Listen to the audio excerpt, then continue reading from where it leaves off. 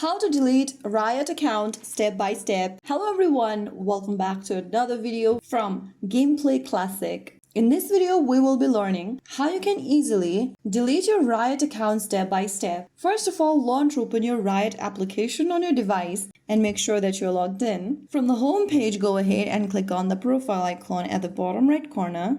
From your profile section, go to the upper right corner and tap on the gear button. Once you open up this settings menu, go to the very bottom and look for the delete account button. Tap on that and follow through the deletion process. Click the continue button on the next page and then scroll all the way down from this page. Click on this verify account button. Go ahead and verify your email. You'll receive a verification code sent to your email associated with the Riot account. You'll receive a verification code. Go ahead and type it down. Now click on the next arrow button. Now after you do that, select if you are the original creator of this account and click on Start Deletion Process. Now click on the Confirm Start Deletion Process button at the bottom of the screen. If you decide to delete your account, then you will have 30 days to change your mind. During the grace period, if you want to cancel the deletion, you will be able to do it. So click on this Confirm Start Deletion Process at the bottom and follow through the instructions.